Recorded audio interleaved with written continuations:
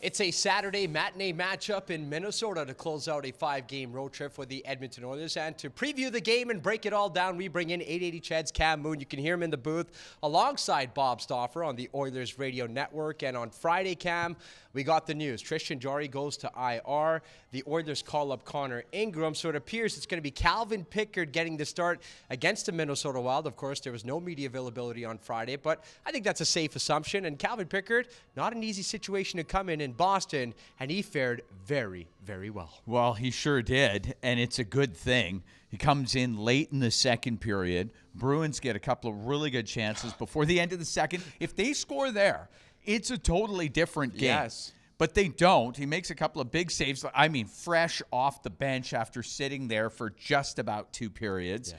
And then in the third period, Boston had opportunity to get back in that game. Calvin didn't let it happen. So there's the confidence of coming off the bench and playing well and helping secure a win for your team.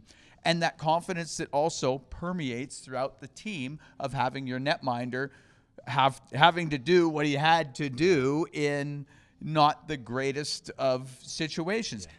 For Calvin Pickard, though, this is nothing new. Yeah. We saw it some years ago in that Vancouver series where he had to get into the series and help keep it going so Edmonton could beat Vancouver in 7. We saw it last year in the playoffs where everything went south in the first couple of games against Los Angeles and then all of a sudden gets on a run against the Kings and against Vegas. So it's been done before by Calvin. Now he's got to do it again, and we don't know. We have no idea how long or what the situation will be, but we do know that today he's going to be the guy. So, and it's a tough test because a very good Minnesota team. Yeah, an unfortunate injury for Tristan Jarry in his third start for the Oilers. What can you say about the challenge of having to go without your starter now? It's going to be Pickard and Ingram for at least a week here. Yeah, it's not ideal. But, again, I think Calvin Pickard is up to the task. He's done this before. Yeah.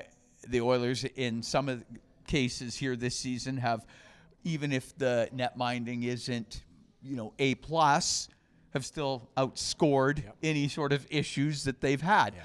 Against the Minnesota team today, well, that might be a little more difficult as they don't give up a lot. But they're having injury issues of their own. Yeah.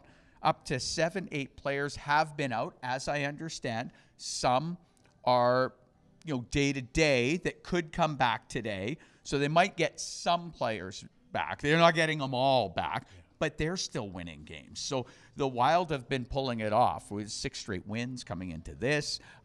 And the fact that they haven't had their whole team, well, they're finding ways. Edmonton Oilers have to find ways too. They've been playing really well here. And yes, Tristan Jarry has been a part of that, but I think Calvin Pickard can absolutely give them goaltending that can win games. Now, of course, it was a well-rounded effort from the Edmonton Oilers on Thursday in Boston. They had a power play marker, they had a shorty, which was a beauty, by the way, from Connor McDavid, and an even strength marker, courtesy of Quinn Hughes. He was certainly a highlight. I mean, went to Boston University, scored 56 goals for the Terriers, gets his first in the National Hockey League in that building where he's played before. But when you look at his ice time, just above 6 minutes. Max Jones, below 6 minutes, is the fourth line vying for a little bit more ice time because they were noticeable. Yeah, they were noticeable. I mean, it comes down to how many power plays and penalty kills there are in a game that decides that a little bit, because if you do have a lot of special teams time, if you're not on those special teams, it's difficult to get ice time. But we saw Max Jones play real good physical hockey. He was in on the forecheck, taking the body, helping create turnovers.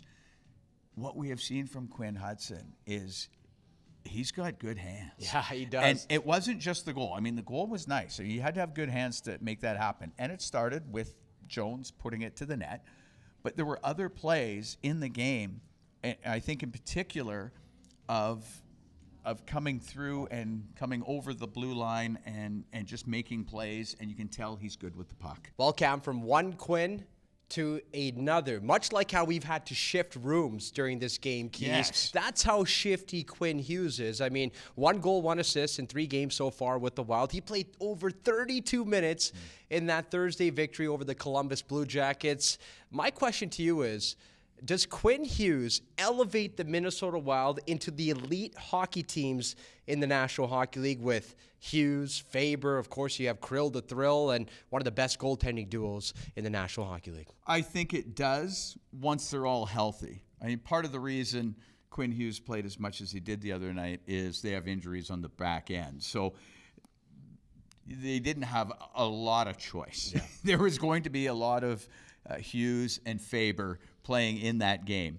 And that may very well be the case again today. It may not, depending on who is eligible to come back for the Wild. But yeah, he is an incredibly dynamic player. And this is already a good team. We saw him earlier this year in that 1-0 win over the Edmonton Oilers. And Jesper Wallstedt was outstanding in that game. But the Wild, this is a good team.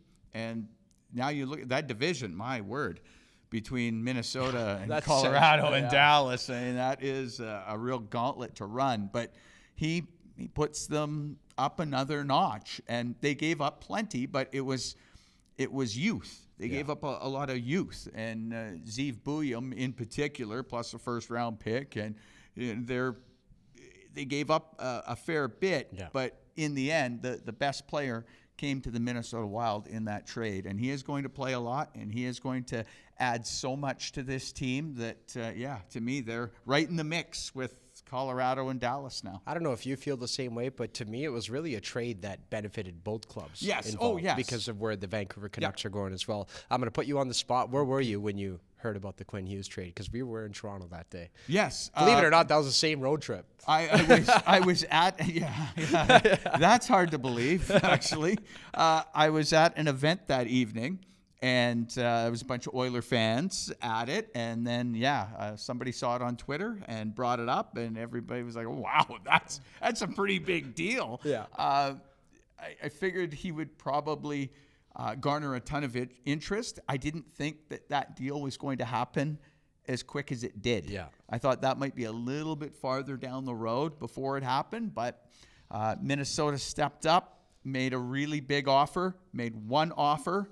And it was huge, and the Canucks took it. And you're right, I think this one can benefit both teams. Was that one someone Bob Stauffer? Because I know he's always plugged in.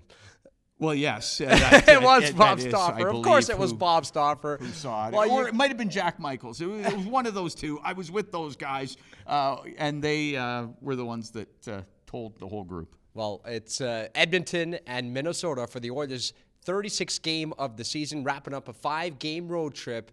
It should be a good one.